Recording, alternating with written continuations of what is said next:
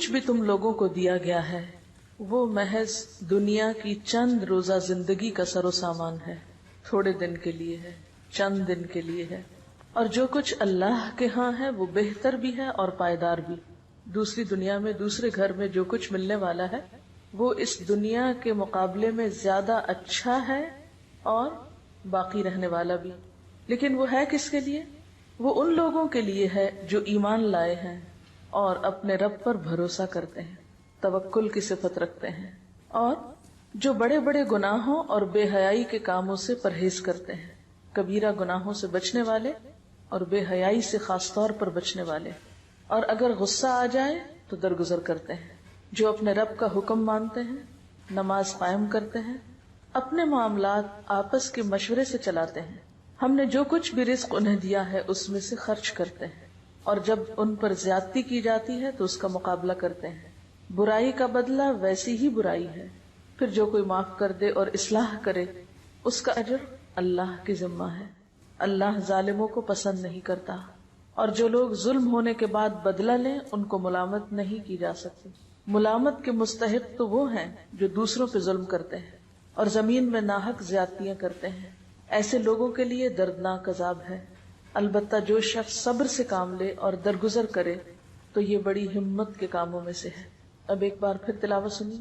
فَمَا أُوتِيتُم مِّن شَيْءٍ فَمَتَاعُ الْحَيَاةِ الدُّنْيَا، جو کچھ بھی تم کو ملا ہے۔ اب آپ سوچ سکتے ہیں کہ آپ کو کیا کچھ ملا ہوا ہے۔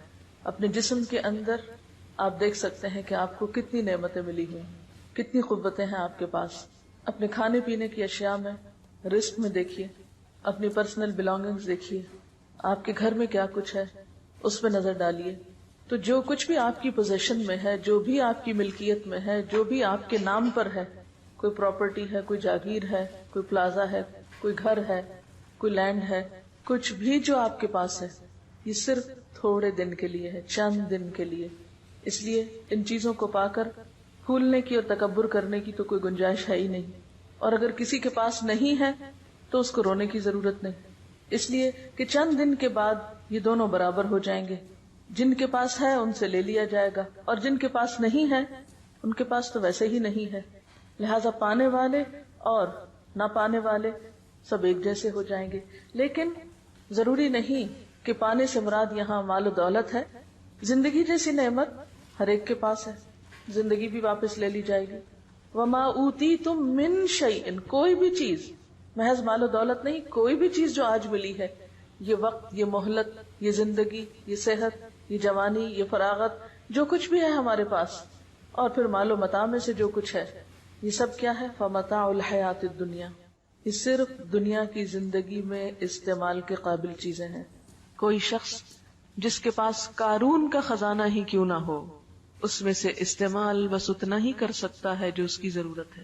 جیسے حدیث میں آتا نا، انسان کہتا ہے میرا مال میرا مال، حالانکہ اس کا مال اصل میں کیا ہے؟ جو اس نے کھا لیا، ختم کر دیا، پہن لیا، پرانا کر دیا، یعنی استعمال کر دیا، ختم ہو گیا، یا پھر آگے بھیج دیا آخرت کے لیے، باقی سب کچھ تو دوسروں کے لیے ہے۔ صدقہ خیرات کر ہی بس وہ شخص سکتا ہے جو رب پہ بھروسہ کرتا ہو، جو رب کی بجائے مال پر بھروسہ کرتا ہو۔ وہ کبھی توکل نہیں کر سکتا اللہ پہ، وہ کبھی اللہ کی راہ میں دے ہی نہیں سکتا۔ دے گا بھی تو کیسے دے گا؟ کیونکہ اس کو ڈر ہوگا کہ یہ چلا گیا تو میں کہاں سے کھاؤں گا، یہ دے دیا تو میں کہاں سے پہنوں گا، یہ کسی کا ہو گیا تو میرا کیا بنے گا۔ آپ اپنی زندگی پر بھی نظر دوڑائیں، جب بھی کوئی چیز صدقہ کرنے کو دل چاہے تو سب سے پہلا خیال کیا ہوتا ہے؟ تو میرا کیا ہوگا، میں کیا کروں گا، یہ چیز اگر میں فلاں کو دوں تو میرا کیا ہوگا۔ اور پھر آپ 100 ضروریات ڈھونڈ لیتے۔ کبھی آپ نے سٹور کی صفائی کی گھر میں، کسی دراز کی؟ پہلے آپ تنگ آتے ہیں چیزوں سے اور آپ سوچتے ہیں میں نے ان سب کو نکال دینا ہے، پھر آپ دراز صاف کرتے ہیں، چیزیں نکالتے ہیں، چھانتے پٹکتے، پھر آپ دوبارہ رکھنے لگتے ہیں، پھر آپ کہتے ہیں یہ اس کام آئے گی، یہ حصہ آئے گی، یہ حصہ آئے گی، اسے ایسا کوڑ کباڑ دوبارہ سارے کا سارا ایز اٹ از سیٹ ہو کے دوبارہ دراز میں آ جائے، سٹور میں آ جائے، سمٹ جاتا ہے نا۔ جب بکھرا ہوتا ہے تو انسان تنگ آتا ہے، کیا بلا ہے، اور جب سمٹ جاتا ہے تو انسان کہتا ہے اب کام آ جائے گا، اور پھر سال کے بعد صفائی کرتے ہیں تو وہ کسی کام نہیں آتا، اور ویسے کا تیسا ہی ہوتا ہے۔ یاد رکھیں، اگر کوئی چیز بن میں بھی ڈالنی پڑے نا تو اس نیت سے ڈالا کریں جو ذرا غیر ضروری ہو، کہ کئی اللہ کی مخلوق بیچاری غریب بن کھول کھول کے چیزیں ضرورت کی نکالتی، یہ ان کے کام آ جائے گی، کوئی بات نہیں. آپ کو پتا ہے کئی لوگ بوتلیں اس میں سے نکالتے ہیں، کینز نکالتے ہیں، کاغذ نکالتے ہیں، کوئی بھی پرانی شرانی چیز جو انہیں مل جاتی ہے وہ نکالتے ہیں اور پھر ان کو اکٹھا کر کر کے بیچ کے رات کی روٹی کھاتے ہیں. تو اگر آپ نے کوئی بھی غیر ضروری چیز اس نیت سے ڈال دی اس میں، چلو ان کے کام آ جائے گی، میں اپنا لالچ تو دور کروں، جانے دوں، چھوڑو اس کو، بہت رکھ لی اپنے پاس، تو اس چھوٹی سی نیکی کو بھی حقیر نہ سمجھے.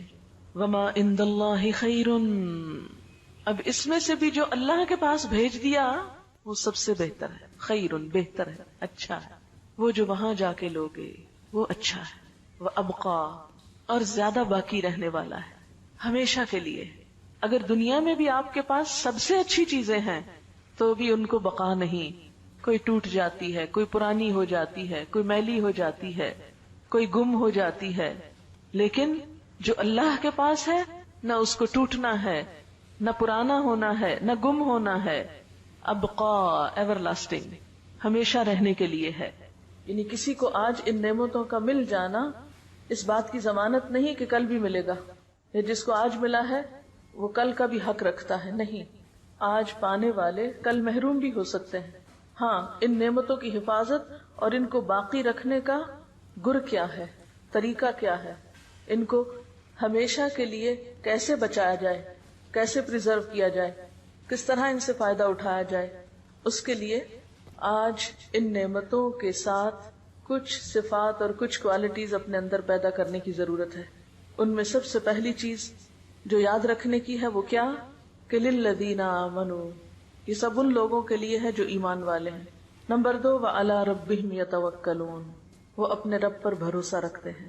توکل کرنا اور نہ کرنا دو مختلف طرح کی نفسیات ہیں، دو مختلف رویے ہیں. توکل کرنے والے، اپنے رب پہ بھروسہ کرنے والے اور طرح جیتے ہیں، اور مایوس شخصیتیں اور طرح جیتی ہیں. نا امیدی اور مایوسی انسان کو ایک مختلف راہ پر لے جاتی ہے.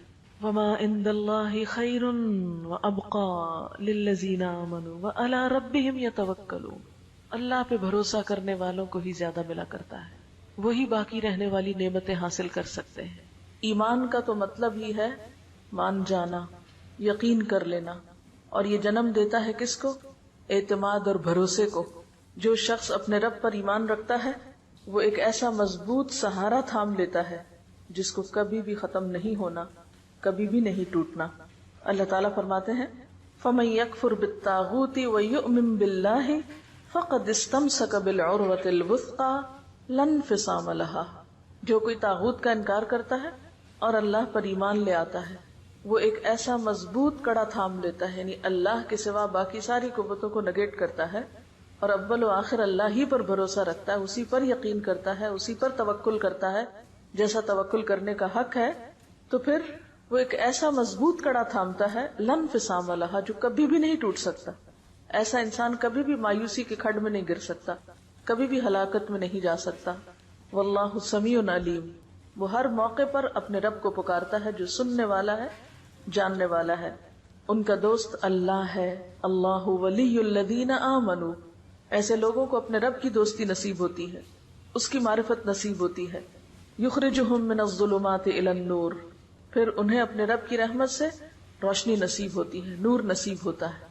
اور یہ نور اسی کو نصیب ہو سکتا ہے جو حقیقی معنوں میں ایمان رکھتا ہو اور اپنے رب پر بھروسہ کرتا ہو. وہ پھر مایوسیوں کے اندھیرے میں نہیں رہتا، اللہ تعالیٰ اس کو مایوسیوں کے اندھیرے میں نہیں چھوڑتا. یعنی ایمان میں آنا بذات خود ایک نور کا پانا ہے، اور پھر جب ایک روشن راستہ اس کو نظر آ جاتا ہے تو وہ اس کے اوپر چل پڑتا ہے. یخرجہم من الظلمات الی النور، اس کے برعکس والذین کفروا اولیاءہم الطاغوت یخرجونہم من النور الی الظلمات اولئک اصحاب النار ہم فیہا خالدون. تو بات یہ ہے کہ جن کے دل ایمان سے لبریز ہوتے ہیں اور پھر اس کے نتیجے میں توکل سے معمور ہوتے ہیں، پھر ان کی زندگیوں میں مایوسی اور پریشانی اور خوف اور غم اور تمام منفی کیفیات دور ہونے لگتی ہیں، وہ ان کو گھیر نہیں سکتی. یعنی غم کا زندگی میں آنا ایک فطری سی چیز ہے، خوف کا زندگی میں آنا، غم اور خوف کو محسوس کرنا ایک بالکل فطری بات ہے. لیکن غم اور خوف کے شکنجے میں جکڑا جانا اور ان کو اپنے سر پہ مسلط کر لینا، یہ بالکل ایک دوسری کیفیت کا نام ہے۔ جو لوگ حقیقی معنوں میں ایمان رکھتے ہیں اور اپنے رب پر توکل کرتے ہیں اور اپنے رب کو رب مانتے ہیں، وہ غمگین تو ہو سکتے ہیں لیکن غم کو اپنے اوپر مسلط نہیں ہونے دیتے، کسی بھی قسم کی منفی کیفیت کا اس طرح شکار نہیں ہوتے کہ اس سے ان کی صلاحیتوں کو زنگ لگنے لگے، یا ان کے اوقات برباد ہونے لگے، یا ان کی صلاحیتیں ختم ہونے لگے، یا پھر وہ اپنی زندگی میں کوئی تعمیری اور پروڈکٹیو کام نہ کر سکے۔ یہ نہیں ہو سکتا۔ ایمان انسان کو مضبوط بناتا ہے، جرأت مند بناتا ہے، اور حالات کا مقابلہ کرنا سکھاتا ہے۔ اور ان تمام آیات کی تھیم بھی یہی ہے، کیونکہ آگے جا کر آپ دیکھیں کہ جب ان پہ ظلم ہوتا ہے تو بدلہ لیتے ہیں، اور ان کے اندر اتنی طاقت ہوتی ہے کہ وہ صبر بھی کر سکتے ہیں، اور اتنے وسیع دل کے مالک ہوتے ہیں کہ وہ معاف بھی کر سکتے ہیں۔ لہذا وما عند اللہ خیر وابقى للذین آمنوا وعلی ربهم یتوکلون، آخرت کا گھر توکل کرنے والوں کے لیے، کیونکہ جو شخص اللہ پہ توکل کرتا ہے وہ ایک مثبت سوچ کا مالک ہوتا ہے۔ جو شخص مثبت سوچ کا مالک ہوتا ہے اس کی زندگی تعمیری، مفید اور خیر اور بھلائی کے کاموں سے بھری بھی ہوتی، وہ ہر دم ہر لمحہ آگے کی طرف جا رہا ہوتا ہے، وہ اوپر کو جا رہا ہوتا ہے، وہ بلندی کی طرف جا رہا ہوتا ہے۔ جیسے ایک روایت میں آتا ہے کہ جس شخص کے 2 دن ایک جیسے گزرے وہ دھوکے میں رہا، یعنی اس نے نقصان اٹھایا۔ ایمان تو ہمیں ہر دم آگے بڑھنے کی تدبیریں بتاتا ہے، اور یہ آگے بڑھنا اسی کے نصیب میں ہو سکتا ہے جس کی سوچ تعمیری ہو، مثبت ہو، اور جس کے اندر ہر خوف اور غم کو نمٹنے کے لیے توکل کا ایک میزان ہو، یا توکل اور یقین ہو اس کے اندر۔ اور پھر کچھ اور صفات، والذین یجتنبون کبائر الاثم، ایسے لوگ جن کے اندر اتنی ایمانی جرت ہوتی اور جن کے اندر توکل ہوتا ہے، پھر وہ بڑے بڑے گناہوں سے بچ جاتے ہیں۔ مثلا بڑے گناہوں میں اکبر الکبائر کیا ہے؟ جھوٹ۔ مثلا معاملات کی بات اب کر رہے ہیں، جھوٹ۔ جھوٹ سے کون بچ سکتا ہے؟ جس کے اندر ایمان ہوگا، جس کے اندر ایک جرت ہوگی، جو لوگوں سے نہیں ڈرتا ہوگا، جو جتنا لوگوں سے ڈرتا ہے اتنا زیادہ جھوٹ بولتا ہے، جو اپنے رب پہ بھروسہ کرنے کی بجائے لوگوں پہ بھروسہ کرتا ہے، لوگوں کو اپنا رب مانتا ہے، لوگوں سے مفادات حاصل کرنا چاہتا ہے، تو پھر وہ ان کی نظر میں اچھا بننے کے لیے طرح طرح کے جھوٹ بولتا ہے، یہ غلط رویے اختیار کرتا ہے۔ لیکن جو شخص اپنے رب کے سامنے سچا ہوتا ہے اور اپنے رب کے سامنے ایماندار ہوتا ہے، پھر اس کو کمزور سہاروں کی ضرورت نہیں ہوتی، پھر وہ ہر طرح کی برائی سے بچنے کی ہمت پاتا ہے اپنے اندر۔ جیسے ایک حدیث میں آتا ہے نا کہ ان الصدق یہدی الی البر وان البر یہدی الی الجنہ، کہ سچائی نیکی کی طرف لے جاتی ہے اور نیکی جنت کی طرف لے جاتی ہے۔ وان الرجل لیصدق حتی یکتب عند اللہ صدیقا، اور ایک انسان سچ بولتا رہتا ہے یہاں تک کہ اللہ کے ہاں صدیق لکھ لیا جاتا ہے۔ وَإِنَّ الْكَذِبَ يَهْدِي إِلَى الْفُجُورِ وَإِنَّ الْفُجُورَ يَهْدِي إِلَى النَّارِ، اور جھوٹ برائی کی طرف لے جاتا ہے اور برائی جہنم کی طرف لے جاتی ہے۔ وَإِنَّ الرَّجُلَ لَيَكْذِبُ حَتَّى يُكْتَبَ عِندَ اللَّهِ كَذَّابًا، اور ایک شخص جھوٹ بولتا رہتا ہے یہاں تک کہ اللہ کے ہاں جھوٹوں میں لکھ لیا جاتا ہے۔ وَالَّذِينَ يَجْتَنِبُونَ كَبَائِرَ الْإِثْمِ، اور وہ لوگ جو اجتناب کرتے ہیں بڑے بڑے گناہوں سے، کبیرہ گناہوں سے، وَالْفَوَاحِشَ، اور بے حیائیوں سے، وَإِذَا مَا غَضِبُوا هُمْ يَغْفِرُونَ، اور جب غضبناک ہوتے ہیں تو معاف کر دیتے ہیں۔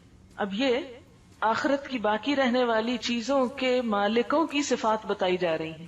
نمبر 1 توکل کرتے ہیں، نمبر 2 بڑے گناہوں سے بچتے ہیں، احتیاط برتتے ہیں، اجتناب کرتے ہیں۔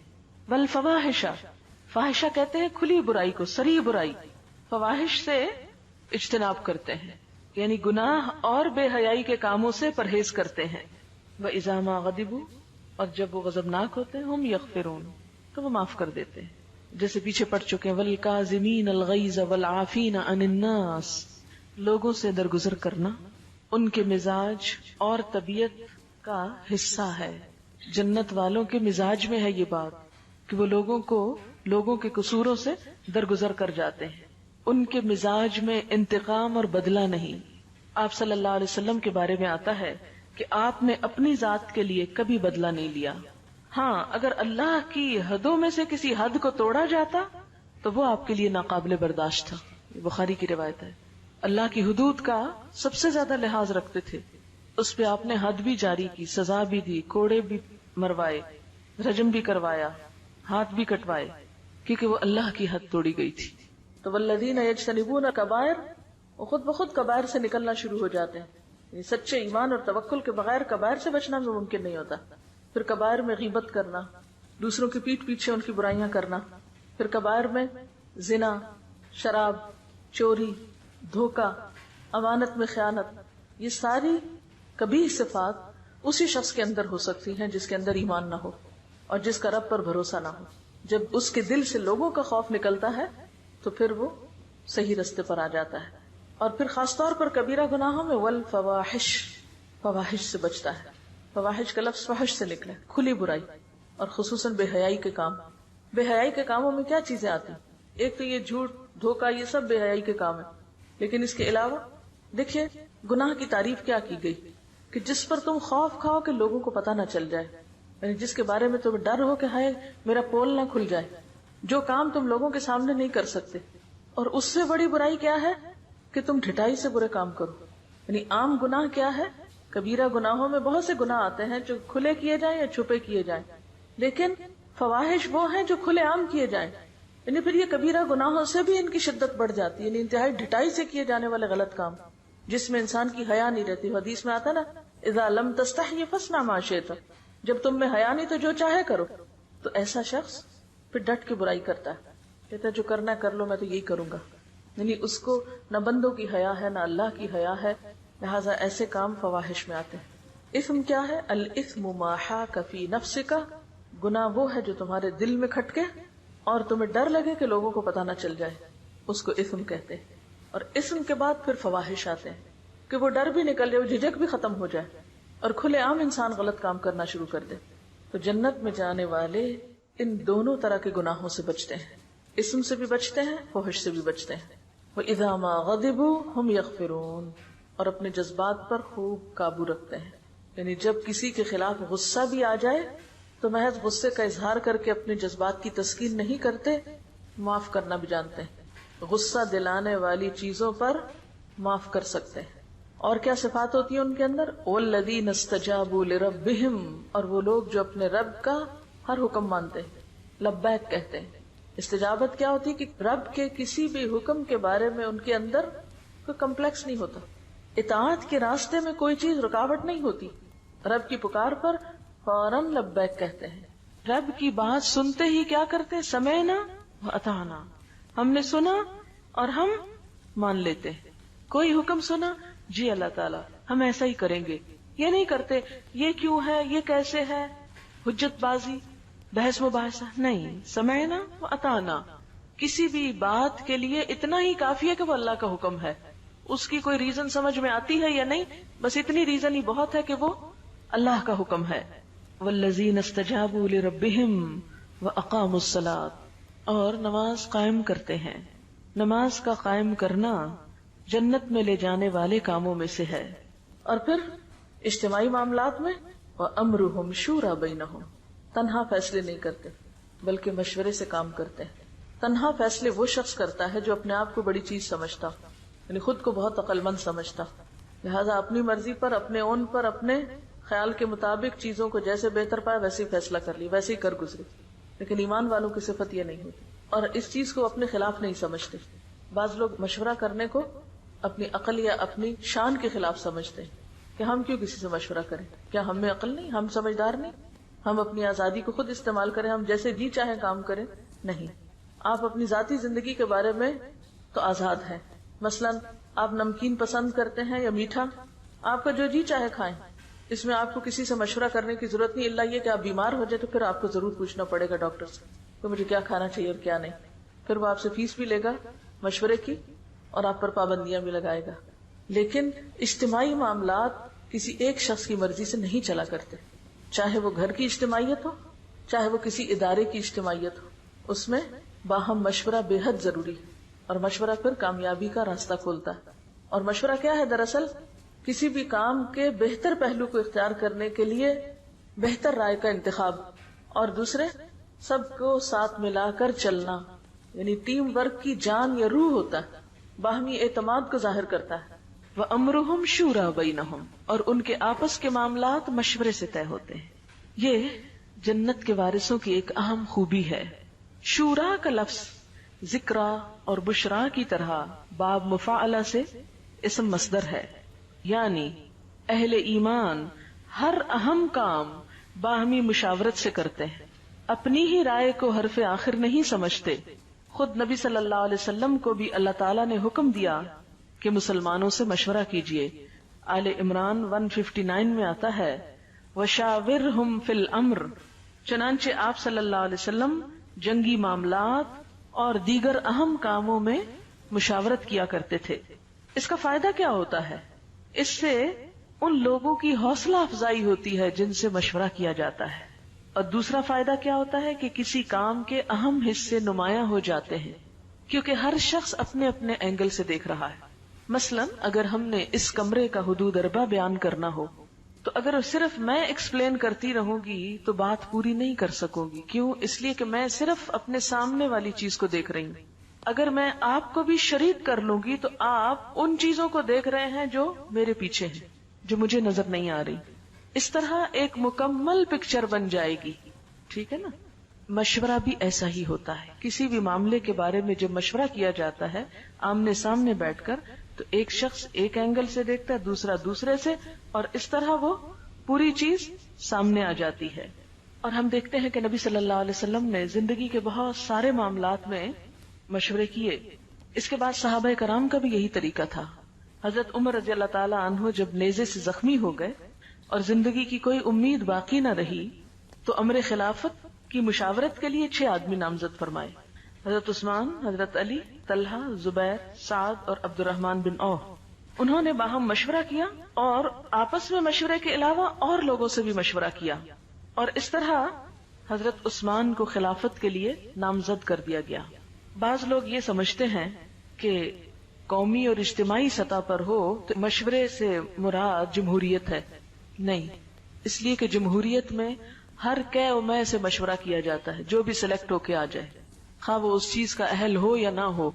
اب آپ دیکھیں کہ اس وقت دنیا میں جہاں جہاں جمہوریت ہے، پارلیمنٹ موجود ہے، وہاں پر جو ممبرز ہوتے ہیں، MNAs ہوتے ہیں، مختلف علاقوں سے آئے ہوئے، ان میں سے اکثریت ایسی ہوتی ہے جو امور مملکت کو، دنیا کے حالات کو کچھ بھی نہیں جانتے ہوتے.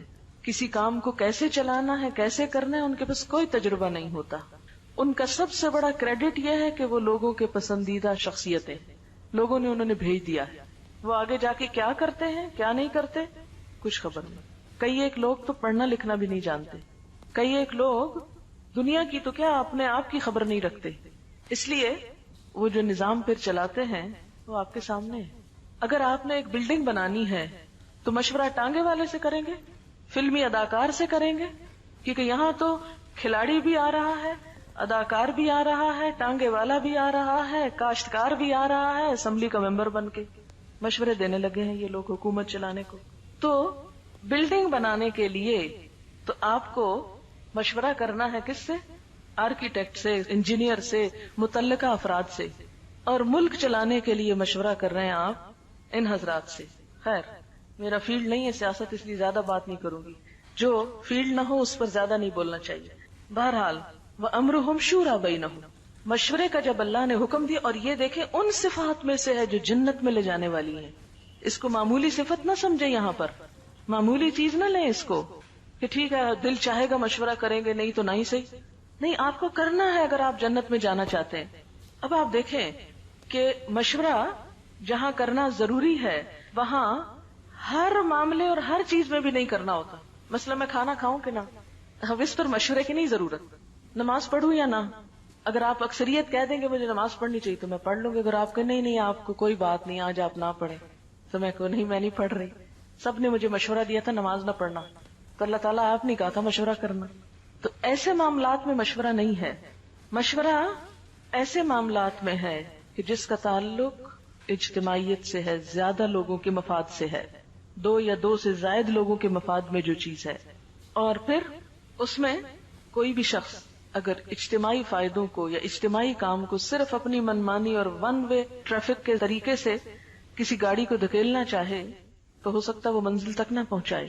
اور پھر آپ دیکھیں کہ جو شخص اجتماعی معاملات میں صرف اپنی مرضی کرتا ہے وہ سب کی ذمہ داری اپنے اوپر لیتا ہے. اگر کام غلط ہو گیا تو اس کا مطلب کیا ہے کہ قصوروار وہی ہے. جب مشورے سے ہوا تو اس ذمہ داری کو سب نے بانٹ لیا، تو یہ ایک فائدہ ہو جاتا ہے مشورے کا. اور پھر اسی طرح مشورہ اس لیے بھی مفید ہے کہ جو معاملہ سب سے متعلق ہے اس میں سب کو باخبر بھی رکھا جائے، سب کو پتا ہو کہ ان کے بارے میں کیا ہو رہا ہے.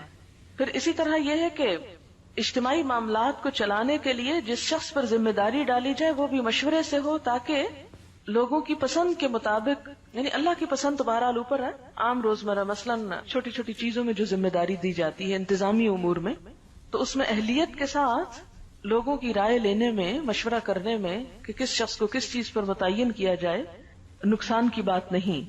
پھر ایسے لوگ مشورہ دیں جو اہل ہوں. پھر اپنے ضمیر اور ایمان کے مطابق کسی لالچ کے یا کسی خوف کے دباؤ میں نہ مشورہ دیں.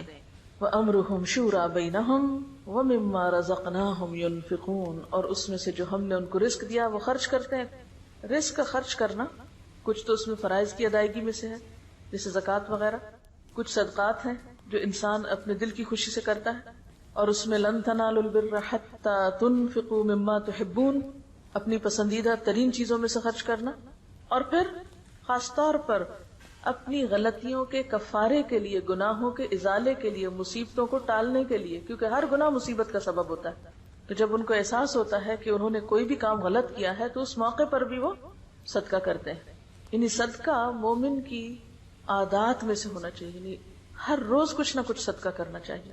اگر مال میں سے کچھ بھی نہیں پاتے، حالانکہ ایسا نہیں ہے کہ کچھ بھی نہیں پاتے، اگر آپ کے پاس 2 لقمے ہیں کھانے کو تو آپ ایک یا آدھا کسی اور کو بھی دے سکتے ہیں. جیسے نبی صلی اللہ علیہ وسلم فرمایا کہ آگ سے بچنے کی فکر کرو، خاک کھجور کا آدھا ٹکڑا ہی کیوں نہ. پوری کھجور نہیں خرچ کر سکتے تو آدھی سے. اب ہم میں سے کتنے ہی لوگ ہیں جو مثلاً کلو بھر 2 کلو بھر کھجوریں خرید کے اپنے گھر رکھ سکتے ہیں، اور جب گھر سے نکلے تو اپنی جیب میں تھوڑی سی لے چلے، راستے میں جو بھی نظر آئے اس کو آفر کرتے چلے جائیں. آسان طریقہ ہے صدقہ کرنے کا. لیکن عموماً ہم اس طرف توجہ نہیں کرتے کہ ہر روز صدقہ کرنا چاہیے. یہ چھوٹی سے چھوٹی چیز بھی صدقہ کی جا سکتی، کیونکہ ہم کوتاہیاں روز کرتے ہیں، ہم غلطیاں روز کرتے ہیں، لہذا ہمیں روزانہ صدقہ کرنے کی ضرورت ہے. تو وَمِمَّا رَزَقْنَاهُمْ يُنْفِقُونَ، جو رزق ہم نے ان کو دیا اس کو اکٹھا کر کے نہیں رکھتے رہتے، صرف اپنی ذات کے لیے نہیں کرتے، اس میں سے وہ نکالتے رہتے. یہ ان کی عادت ثانیہ ہوتی ہے، مسلسل وہ اس کے بارے میں سوچتے رہتے ہیں. کیونکہ بہت سے ڈپریشن، بہت سے دل کے بوجھ اور بہت سے غم کا علاج صدقہ ہے. نہ صرف یہ کہ پچھلے بوجھ دھونے اور ہٹانے کا ذریعہ ہے، بلکہ آئندہ کی مصیبتوں اور بلاؤں سے بچنے کا بھی ذریعہ ہے. کہ صدقہ جو ہے بلائیں اس سے آگے نہیں بڑھ سکتی، آپ صدقہ کرتے ہیں اور بلا کو وہ پیچھے دھکیل دیتا ہے. تو ہم میں سے ہر ایک کے پاس کچھ نہ کچھ ضرور ہوتا ہے جسے ہم دوسروں پر خرچ کر سکتے ہیں. لیکن اگر کچھ بھی نہیں، بالکل ہی مفلوق الحال ہے، تو پھر ایک مسکراہٹ یا ایک اچھی بات یا علم کا شیئر کرنا یا کسی کو رستہ دکھانا یا کسی کی بھلائی کا کوئی بھی کام، اس میں آپ شریک ہو سکتے ہیں. والذین اذا اصابہم البغی ہم ینتصرون، اور وہ لوگ جب ان کو کوئی زیادتی پہنچتی ہے تو وہ بدلہ لے لیتے ہیں. ابھی پیچھے تو معاف کرنے کی بات تھی، یہاں بدلہ لینے کی بات ہے. ہاں، اسلام نے انصاف کے دائرے میں رہتے ہوئے بدلہ لینے سے روکا نہیں. بدلہ لینے سے وہ عاجز نہیں ہوتے. اگرچہ معاف کر دینا پسندیدہ ہے، جیسے نبی صلی اللہ علیہ وسلم نے فتح مکہ کے موقع پر اپنے خون کے پیاسے مجرموں کے لیے عام معافی کا اعلان کر دیا تھا. حدیبیہ میں ان 180 لوگوں کو معاف کر دیا گیا جنہوں نے آپ کے خلاف ایک سازش تیار کی تھی. لبید بن عاصم یہودی جس نے آپ پر جادو کیا تھا، اس سے آپ نے کوئی بدلہ نہیں لیا. وہ یہودی عورت جس نے کھانے میں زہر ملایا تھا، اس کو بھی معاف کر دیا، حالانکہ اس کی تکلیف آپ آخر دم تک محسوس کر رہے تھے. ذات کے لیے نہیں لیتے تھے، اللہ کی حدود کے لیے لیتے تھے، لیکن ذات کے لیے بھی لینے کی اجازت ہے. اسلام ایسا دین نہیں کہ جو انسان کو مسکین بنا دے، راہب یا بھکشو بنا دے. شرافت کیا ہے کہ غالب ہوں تو مغلوب کا قصور معاف کر دیں، قادر ہوں تو درگزر کریں، اپنے سے چھوٹے انسان سے خطا ہو جائے تو چشم پوشی کریں، اور اگر کوئی بڑی طاقت ان کو دبانے کی کوشش کرے تو ڈٹ کے کھڑے ہو جائیں اور بدلہ لیں، اس کے ہاتھ روکیں. پھر یہ ہے کہ بدلہ لینے کے بھی 2 طریقے ہوتے ہیں. ایک یہ کہ غصے کو غصے کی شکل میں ظاہر کیا جائے، اور ایک احسن طریقے سے اس کا بدلہ لیا جائے. غصہ آنا، تلخی پیدا ہونا بالکل ایک نیچرل بات ہے، کوئی شخص اس سے بچا ہوا نہیں. ہر شخص کے اندر اللہ نے پتا رکھا ہے، وہ زہر کی پوٹلی، وہ اپنا کام کرتی ہے. لیکن اظہار کا طریقہ دوہرا ہو سکتا ہے. ایک یہ کہ غصے کو غصے کی شکل میں ظاہر کیا جائے، دوسرا یہ کہ غصے کو برداشت کی شکل میں ظاہر کیا جائے. اب اس کا مطلب کیا ہے کہ غصے کو جب ہم آپے سے باہر ہو کے ظاہر کرتے ہیں تو اس سے کام خراب ہوتے ہیں. مثلا آپ شدید غصے میں بول رہے ہیں, کسی کو کیا سمجھ آئے گی؟ چیخ چلا کے رو کے بول رہے ہیں, اگلے کے پلے ہی نہیں کوئی بات پڑے گی. اور ایک یہ ہے کہ غصہ ہے, آپ ظاہر کر رہے ہیں لیکن ایک فرم انداز میں, جس سے دوسرے کو بات سمجھ میں بھی آ جائے, لیکن ری ایکشنری ہو کر نہیں. اس میں عموماً کیا ہوتا ہے, نقصان ہو جاتا ہے. کیونکہ جب آپ ری ایکشن ایسا کرتے ہیں تو دوسرے کو اور بھڑکا دیتے ہیں. وہ اگر طاقتور ہے تو آپ پہ اور ظلم کا اندیشہ ہے. اب یہ ساری صفات ہیں اہل جنت کی, کہ جو جنت میں جائیں گے ان کے اندر یہ تمام صفات ہونی چاہیے. یہ کرائیٹیریا آپ کو میٹ کرنا ہے. مثلا آپ کسی دوسرے ملک میں جا کر رہنا چاہتے ہیں, امیگریشن چاہتے ہیں, تو اس کے لیے آپ کو ایک سرٹن کرائیٹیریا میٹ کرنا پڑتا ہے. آپ کو کچھ ضروری چیزیں فراہم کرنی پڑتی. تو جنت کی امیگریشن کے لیے بھی, یہاں سے وہاں جانے کے لیے بھی آپ کے اندر ایک مخصوص کردار کا ہونا بے حد ضروری ہے. وہاں کے ویزا کے لیے بھی کچھ ضروری شرائط اور ریکوائرمنٹس ہیں. اگر آپ وہ پورا نہیں کرتے تو اندر جانے کے مستحق نہیں. اور ان میں سے یہ تمام چیزیں, جن میں سے ایک اہم چیز والذین اذا اصابہم البغی هم ینتصرون, کہ جب ان کے ساتھ کوئی زیادتی کرتا ہے تو بدلہ لیتے ہیں. عام حالات میں ہمیں کیا کہا گیا ہے کہ درگزر کرو, معاف کر دو. لیکن جہاں انسان یہ دیکھے کہ محض معاف کرنے سے دوسرے کی اصلاح نہیں ہو سکتی, تو وہاں ایک حد کے اندر رہتے ہوئے وہ بدلہ لے سکتا ہے. لیکن کس طرح؟ وَجَزَاءُ سَيِّئَةٍ سَيِّئَةٌ مِثْلُهَا, برائی کا بدلہ اگر برائی سے دینا ہے تو اتنی ہی برائی کی اجازت ہے جتنی تم پر کی گئی, صرف اسی دائرے کے اندر. کیونکہ اگر تم نے ایک کے بدلے میں 2 گنا سزا دی کسی کو تو پھر کیا ہوگا؟ زیادتی ہو جائے گی, وہ مظلوم ہو جائے گا اور تم ظالم ٹھہرو گے. لیکن اس کے ساتھ ساتھ پھر مزید کیا سکھا دیا کہ اگرچہ بدلہ لینے کا حق ہے, کیونکہ اسلام انصاف کا دین ہے, اس میں عدل ایک بہت اہم صفت ہے, لیکن اس کے باوجود افضل اور پسندیدہ کیا ہے؟ فمن عفا, جو کوئی معاف کر دے, وہ اصلح, اور اصلاح کر لے تعلقات کی, فاجرہ علی اللہ, تو اس نے اپنا اجر اللہ کے ہاں محفوظ کر دیا, وہاں جا کر اس کو مل جائے گا, ضائع نہیں جائے گا. انہ لا یحب الظالمین, وہ ظالموں سے محبت نہیں رکھتا. ظالم کون ہے؟ جو برائی کا بدلہ اتنی برائی سے دینے کی بجائے دگنی یا چگنی یا اس سے زیادہ میں دے. وَلَمَنِ انْتَصَرَ بَعْدَ ظُلْمِهِ فَأُولَئِكَ مَا عَلَيْهِمْ مِنْ سَبِيلٍ, لیکن اگر کوئی معاف نہیں کرنا چاہتا, درگزر نہیں کرنا چاہتا, بدلہ ہی لینا چاہتا ہے, تو بدلہ لینے والے کو برا بھلا نہیں کہا جائے گا. یعنی بعض اوقات ایسا ہوتا ہے نا کہ جب کسی کی زیادتی کا جواب دیا جائے یا ظالم کا ہاتھ پکڑا جائے تو عموماً لوگ مظلوم کو چھوڑ کر ظالم کے ساتھ ہو جاتے ہیں کہ نہیں, چھوڑ دینا چاہیے تھا, بدلہ نہیں لینا چاہیے تھا. بعض اوقات ایسا ہوتا ہے نا کہ اگر ایک شخص نے اس نے قتل کیا, اب اس کی سزا کیا ہے؟ قتل. قتل کا بدلہ قتل ہے. اب اگر کوئی انصاف کی خاطر, بدلے کی خاطر اس شخص کو کیفر کردار تک پہنچاتا ہے اور اس شخص کو پھانسی ہو جاتی ہے یا وٹ ایور جو بھی طریقہ ہے بدلے کا, تو عموماً پھر عامت الناس کا رجحان کیا ہوتا ہے کہ نہیں, اس شخص نے توبہ کر لی تھی, معافی مانگ لی تھی, تو اب اس کو سزا نہیں ملنی چاہیے. نہیں, یہ حق اللہ نے کس کو دیا ہے؟ مقتول کے وارثوں کو دیا ہے. وہ چاہے تو معاف کر دیں, چاہے تو بدلہ لیں. جو بدلہ لے گا اس کو کوئی برا نہیں کہے گا. فَأُولَئِكَ مَا عَلَيْهِمْ مِنْ سَبِيلٍ, ایسے لوگوں کو ملامت نہ کی جائے گی. بدلہ لینے والے کو آپ برا بھلا نہیں کہہ سکتے, لیکن اس وقت تک جب کہ وہ اتنا ہی لے جتنی اس پر زیادتی ہوئی, آگے نہ بڑھے. ہاں آگے بڑھے تو پھر وہ ظالم ہوگا. انما السبیل علی الذین یظلمون الناس, ملامت تو ان پر ہے جو لوگوں پہ ظلم ڈھاتے ہیں. ویبغون فی الارض بغیر الحق, اور زمین میں ناحق زیادتیاں کرتے ہیں. اولئک لہم عذاب علیم, ایسے لوگوں کے لیے دردناک عذاب ہے. یعنی دنیا میں بھی ان کو سزا دی جا سکتی ہے, اور اگر دنیا میں وہ بچ جائیں, پکڑے نہ جائیں, تو آخرت میں وہ اللہ کی سزا سے بچ نہیں سکتے. اولئک لہم عذاب علیم, وہاں وہ دردناک سزا پائیں گے. اور خلاصہ کیا ہے اس سارے معاملے کا؟ وَلَمَنْ صَبَرَ, ابتدائے گفتگو میں ایمان کی بات تھی, توکل کی بات تھی, اور انتہائی گفتگو میں صبر. وَلَمَنْ صَبَرَ وَغَفَرَ, اور جو کوئی صبر کرے اور معاف کر دے, دوسروں سے درگزر کرے, تو إِنَّ ذَلِكَ لَمِنْ عَزْمِ الْأُمُورِ, یہ بڑی ہمت کے کاموں میں سے ہے. اور یہ ہمت کس کے اندر آتی ہے؟ جس کے اندر ایمان کی پختگی ہو, کردار کی پختگی ہو, اخلاق کی بلندی ہو, جو اپنے رب پر بھروسہ کرنا جانتے ہوں. یہاں ایک بات یاد رکھیے کہ غصے پر قابو پانے کی بات تو ہے ہی، لیکن جو چیز کہی جا رہی ہے وہ یہ کہ غصے کے باوجود معاف کر سکتے ہیں، یعنی غصہ ہے تو پھر بھی معاف کر دیتے ہیں۔ یہاں توکل کی صفت جو ہے وہ ساری خوبیوں کا اور ان آگے کے سارے کاموں کے لیے ایک بنیاد نظر آتی ہے۔ یعنی توکل کے بغیر آپ باقی کام نہیں کر سکتے، کیونکہ انسان کو کیا چیز اللہ کی اطاعت سے روکتی ہے؟ دنیا کی محبت، دنیا کا مفاد، کسی چیز کا خوف، کسی چیز کی طلب۔ تو جب آپ کے اندر توکل آ جاتا ہے تو پھر آپ دنیا سے بے نیاز ہونے لگتے ہیں۔ جب بے نیاز ہو جاتے ہیں تو آپ کے اندر ایک بے خوفی کی کیفیت پیدا ہوتی ہے، یعنی خوف ختم ہو جاتا ہے آپ کے اندر سے۔ تو پھر آپ کے اندر ایک ایسی جرأت پیدا ہوتی ہے کہ آپ بڑے بڑے سٹیپ اٹھا سکتے ہیں۔ یہ ساری باتیں جو ہیں عزم الامور میں سے ہے، بڑی ہمت کے کاموں میں سے ہے۔ یہ ہمت کس کے اندر آتی ہے؟ جس کا اپنے رب پر بھروسہ ہو، جس نے اپنے رب کو پا لیا ہو۔ اصل بات یہی ہے کہ بنیادی کردار نہیں ہے ہمارے اندر۔ ایک بڑے سناریوں میں جب ہم چیزوں کو دیکھتے ہیں تو وہ سمٹ کے پھر چھوٹے میں آ جاتا ہے۔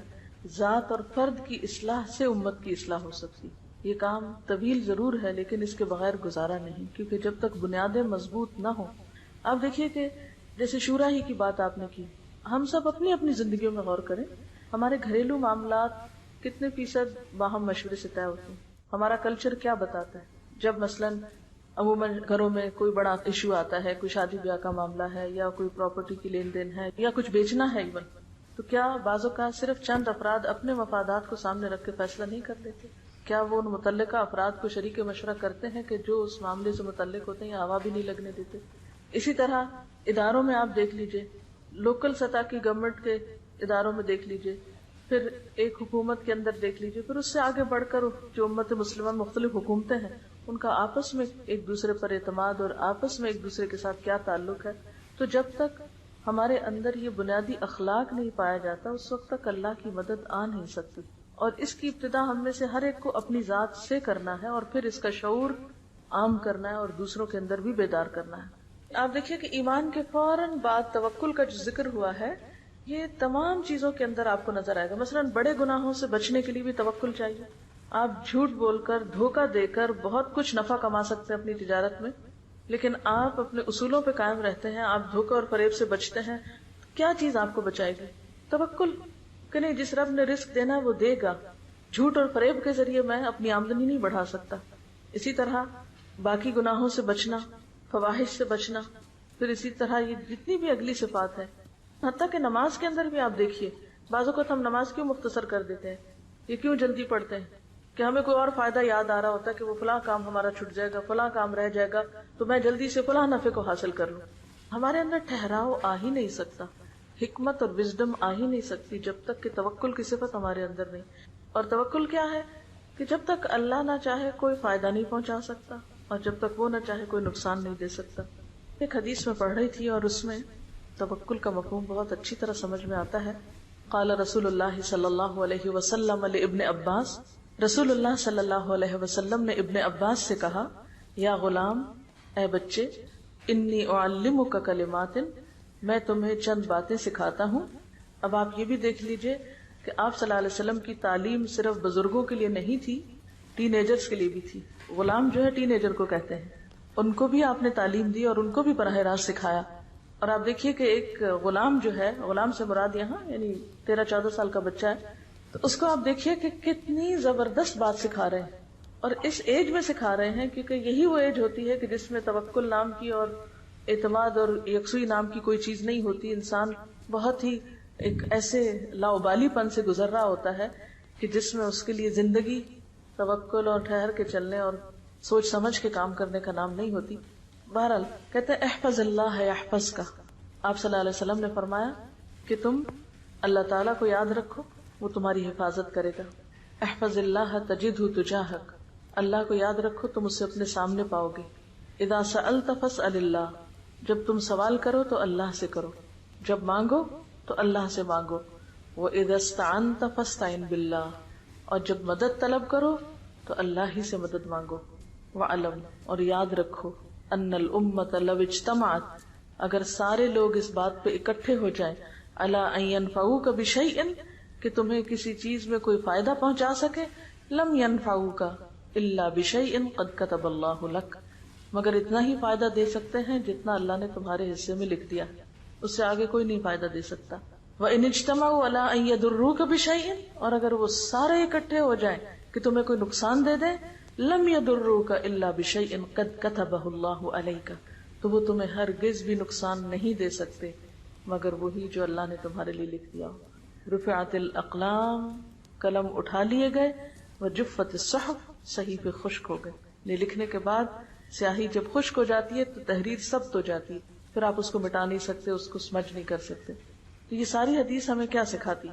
توکل سکھاتی۔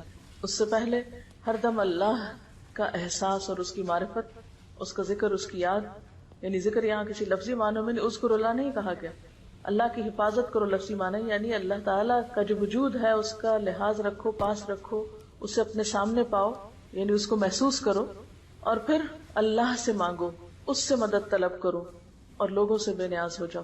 لوگ تمہیں سارے مل کے بھی کوئی فائدہ نہیں دے سکتے، اور سب مل کے کوئی نقصان نہیں دے سکتے۔ جتنا زیادہ اس بات پر یقین ہوتا ہے اتنا ہی زیادہ انسان پھر اپنے اصولوں پہ قائم رہتا ہے، ورنہ اپنے ہر اصول کو لوگوں کی مرضی کے مطابق تبدیل کرتا چلا جاتا ہے، نہ پھر گناہوں سے بچ سکتا ہے، اور نہ ہی معاف کر سکتا ہے، اور نہ ہی باقی صفات اس کے اندر آ سکتی ہیں جیسے صدقہ خیرات وغیرہ۔ اوور آل ہماری ساری زندگی لوگوں کے گرد گھومتی ہے، ہم پیپل سینٹرڈ لوگ ہیں، ہمارا مرکز و محور لوگ ہیں، یا اپنی ذات ہوتی ہے یا پھر لوگ ہوتے ہیں، اوپر نہیں اٹھتے اس سے۔